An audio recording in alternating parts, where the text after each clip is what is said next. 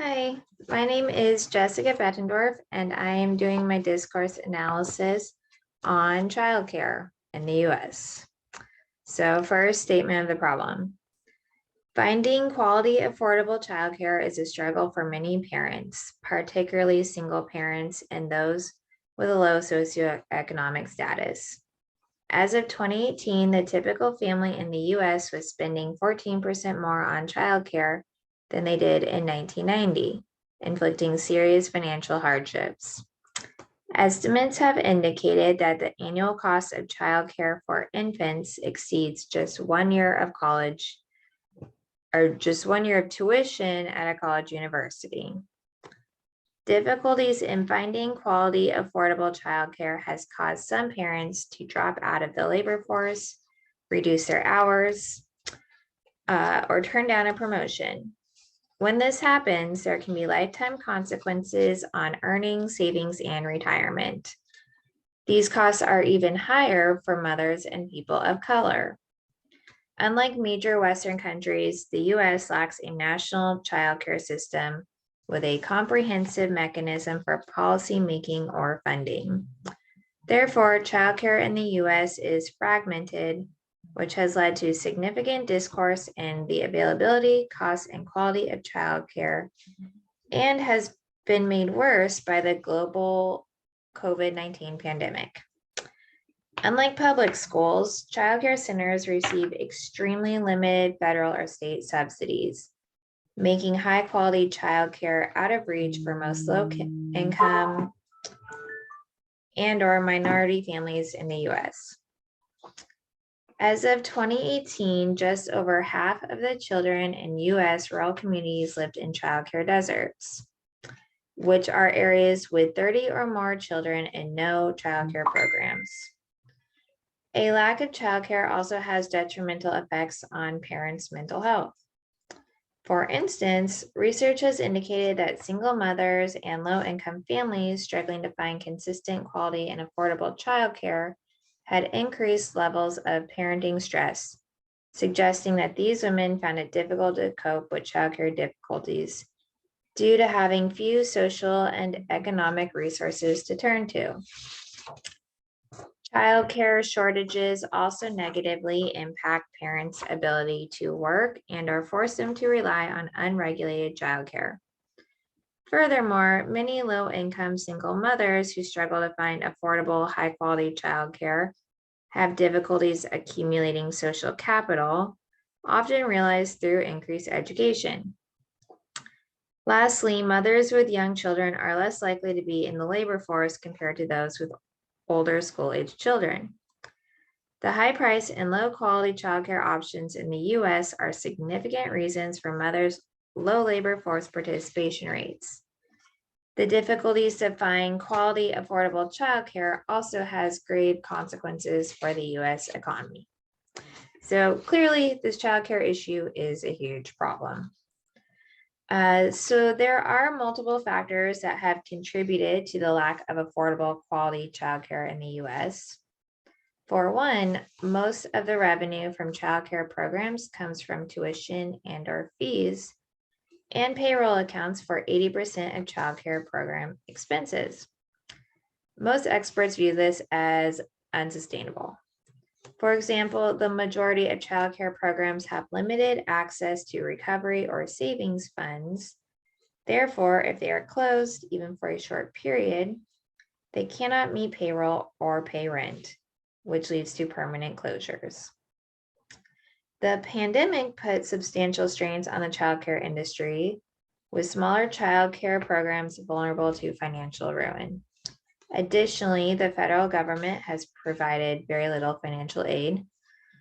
Poverty may have also contributed to limited childcare options, especially for those residing in rural communities. And this was prior to the pandemic. Additionally, having a high level of skill among childcare workers is a key input to quality childcare. Therefore, changes in educational attainment is reflected in the cost of childcare. So historically, women in the US would stay at home to raise the children while the men would go to work. with fathers earning a wage that could cover all of the family's expenses.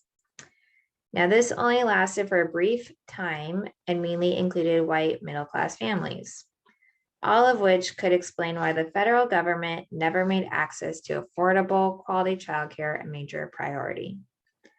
There was one program designed to help low-income families for a brief time during World War II called the Lanham Act, which provided subsidized care to women to encourage them to work while the men were overseas fighting. However, childcare has generally been paid for by families throughout U.S. history. Some researchers have argued that in liberal market economies such as the U.S., low-skill, low-wage workers allowed for a private market of childcare workers to develop, which let federal and state governments off the hook from providing government assistance.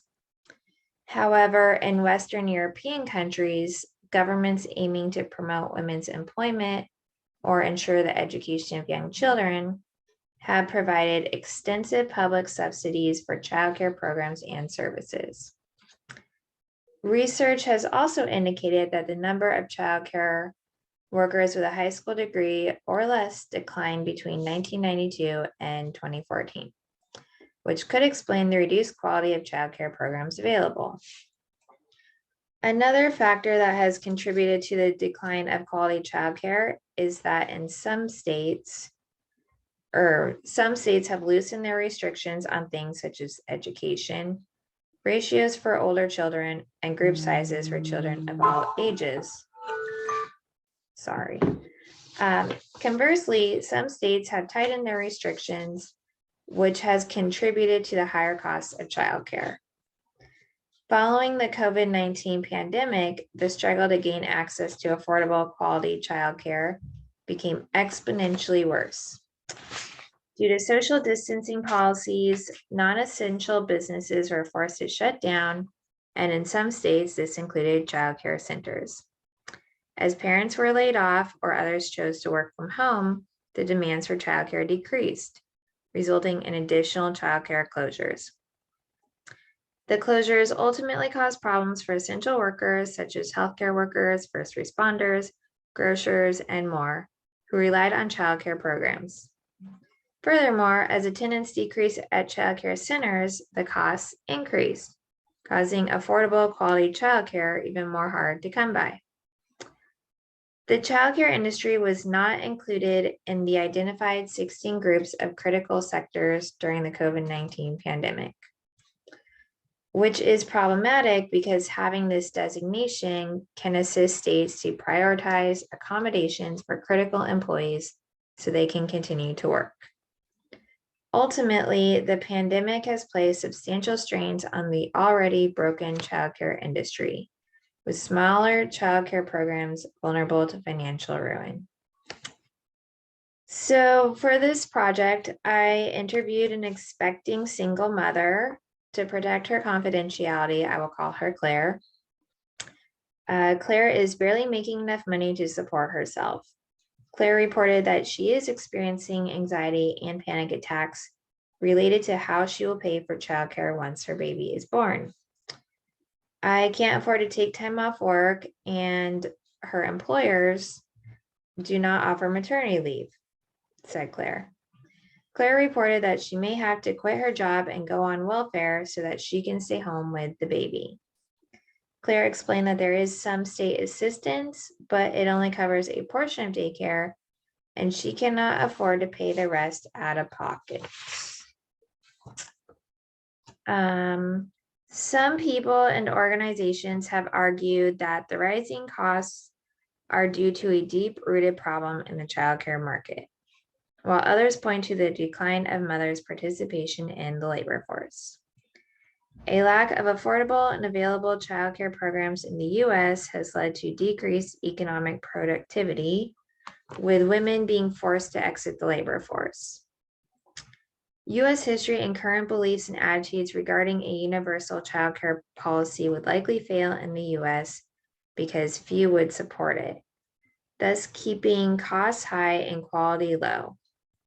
Researchers have also argued that racial antagonism, along with fears about changing family structures, could be a reason for little to no support for government-funded childcare programs in the US.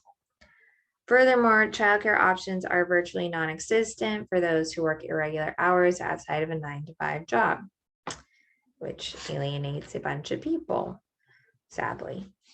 Childcare deserts are also to blame for the lack of childcare options, with over half of the US population residing in one. All right, so next, I'm going to talk about some social justice advocacy in the counseling field that we can do to hopefully correct this childcare issue.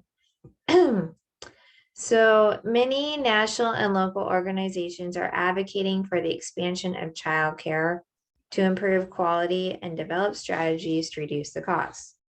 There are some things counselors can do to assist those who are vulnerable or have been marginalized or oppressed in the US to finding quality, affordable childcare. All right, so I have a PowerPoint presentation that I'm going to share with you. Just give me 1 second. All right, so here is my childcare social justice action plan. I've broken it down into steps. So step 1 is to understand proposed policy changes related to childcare on the state and federal level, along with being aware of available resources and grants. All right, so for example, we have the American Families Plan. I'll talk a little bit more about that one. Basically in April 2021, so about a year ago, the Biden administration proposed the American Families Plan, which would ensure low and middle income families pay no more than 7% of their income on high quality childcare for children under 5 years old. Sorry. So the plan would invest $225 billion total to make childcare affordable, increase quality, and support early childhood care providers and educators. Sounds great. Unfortunately, that plan did not come to fruition. Hopefully it will at some point. So then next up, we have the Oregon HB 4005 bill. And this is a bill from my home state of Oregon. And this is a $100 million childcare package designed to help increase the availability of care by helping current childcare providers stay open and expand and help new providers launch their business. So currently, this bill still needs to go to a full vote in the Oregon Senate, but things are looking positive. It's looking like it might get passed, fingers crossed. And then we also have the Child Care and Development Fund block grant. So this is basically a grant that helps reduce the barriers single mothers face when attempting to achieve higher education. It is an initiative that aims to increase low-income mothers' human capital by providing access to unaffordable childcare. Oh, shoot. Hold on, I gotta pause this. All right, sorry, I'm back. I got a little turned around.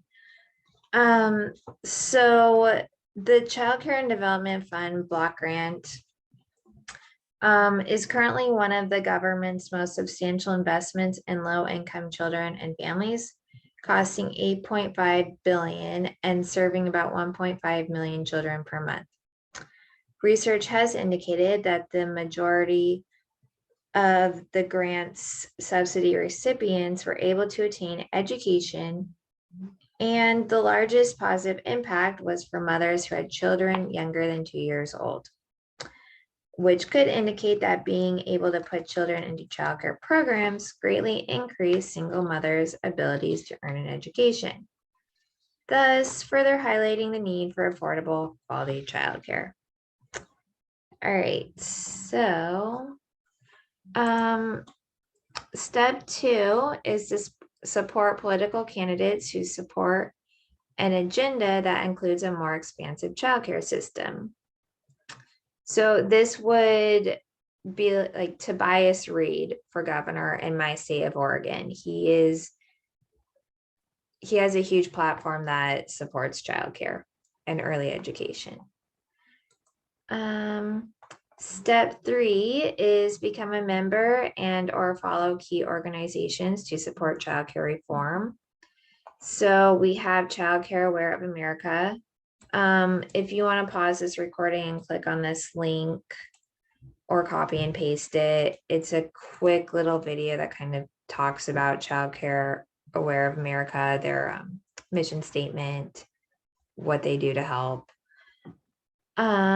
Next, we have Family Forward Oregon. So this organization works to build an intersectional movement to fight for economic and reproductive justice for mothers and caregivers in Oregon. It believes in a comprehensive approach to equity in which all races, genders, classes, sexual orientations, abilities, and religious beliefs have the tools to achieve real positive outcomes. So this organization has a 2022 priorities action plan, and here's the link for that. I'm gonna just share it with you real quick. Just give me a sec. All right, I'm back. All right, so I'm gonna just go over a few of these real quick. Some of Family Forward's priorities for this year. Here's some stuff on the HB 4005 bill that I talked about previously. It says we need to increase the amount of money providers who accept employment-related daycare subsidies receive per child so that the true cost of care is closer to be covered. This will also increase purchasing power for parents who utilize ERDC. We must also suspend the rule that requires sprinkler systems for in-home providers till at least 2024. So the ERDC is a state level subsidy program in Oregon that just provides financial assistance to low income families here in Oregon to attend daycare. Let's see. They're also working to provide emergency response for Oregon's child care crisis, more budget requests. They're working to ensure equity in paid family and medical leave, improve outcomes for incarcerated women and mothers, which is one that I am all for. Encourage a more equitable and representative legislature, and give essential workers the respect that they deserve. They're all excellent causes, and you are welcome to pause this video and read about them more if you would like. All right, so I'm gonna go back to my slides. So the next key organization is the First 5 Years Fund. And this is a nonprofit that works to expand the support for early learning on a federal level, while advancing new ways to increase access to quality childcare and education for low-income families. FFYF works with advocacy groups and policymakers to find federal solutions that work for all. So these are all great organizations that one could become involved with or follow, stay up to date with, sign up for their newsletters, search for volunteer opportunities, etc. So step 4 is volunteer at local organizations that support childcare reform. So for instance, here in Oregon, a great one would be Family Forward Oregon, which I just talked about. And of course, sign up for email and text updates so you can stay informed and aware of advocacy opportunities. Step 5, share my story as a mother on Family Forward Oregon. So on their site, they do have an area where you can share your personal story. Personal stories are critical when advocating for the policies that Oregon mothers and families need. By sharing one's story, lawmakers can glean an understanding of people's life experiences, and it will help to ensure that policy decisions are inclusive for every Oregon family. Step 6, encourage others to share their story on Family Forward Oregon or volunteer or both. Step 7, speak up for childcare via Childcare Aware. So if you go to their website, people can actually tell their members of Congress to support long-term sustainable investments that will help create more affordable access and equitable childcare for all. So there's an email that you can send, and it is automatically delivered to Senator Ronald Lee Wyden, Senator Jeffrey Allen Merkley, and Earl Francis Blumenauer. So I already did that, and I encourage all of you to do the same. Step 8 is sign up for Childcare Aware of America's newsletter on its website, where you can view free webinars for parents and daycare providers, learn more ways to get involved in childcare policy, read powerful stories from advocates, and just stay up to date with the latest reports and research. Step 9, attend public hearings to voice your concerns related to childcare proposals at a state and national level, and speak to the issue of cost, accessibility, and quality. Step 10 is spread the word and post on social media platforms about the need for childcare reform. Step 11 is encourage all men, not just husbands and fathers, to get involved with fighting to end sexism and reform childcare. I think this one is super important, and I'll talk a little bit about that near the end of my presentation. Step 12, help qualifying clients sign up for childcare assistance in my state of Oregon at oregon.gov. So this is the program that I mentioned earlier, the EDRC. It's for very low income people to receive financial assistance. So as a counselor, if I'm working with a single mother, I would certainly help her and show her how to sign up for financial assistance.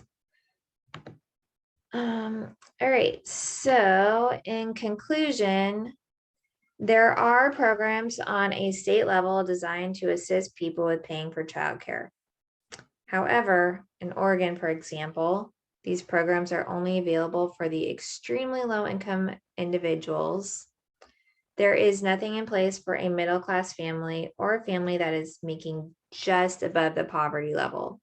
So yeah, there are programs available, great, but you have to be making very, very low money to qualify. Like the extremely extreme poor. If you're just poor, you're still making too much money. So I see that as a problem. Like the qualifications are so stringent that very few people can even benefit from some of these programs, like the one I mentioned earlier in Oregon. So furthermore, childcare programs / grants are not designed to fix the broken childcare system. It's another problem. They simply provide financial assistance to qualifying families to pay for expensive, low-quality childcare programs. And again, most people don't even qualify. Most people make too much. Like if you're making minimum wage, it's still too much, which is just crazy to me. So there needs to be reform on a state and government level to completely dismantle and rebuild the broken US childcare system. Lastly, there seems to still be a systemic mindset in this country that women should stay at home to raise the children, thus giving up any career prospects. So I strongly feel that until this mindset is changed and sexism dissolves or completely goes away, I fear that the issues with childcare in this country will never be resolved, not fully anyways. So that's why I added step 11 to my social justice childcare reform plan. Get the men involved. Let's get them to start working on ending sexism and change this mindset that women have to stay home and raise the kids. We need to encourage everyone to get involved. That is going to help create real lasting change. Great. And here are my references. And more references. Great. Thank you for watching my presentation. I hope you learned something, and I hope you are motivated and passionate about changing the broken childcare system in this country as much as I am. Thank you. Bye.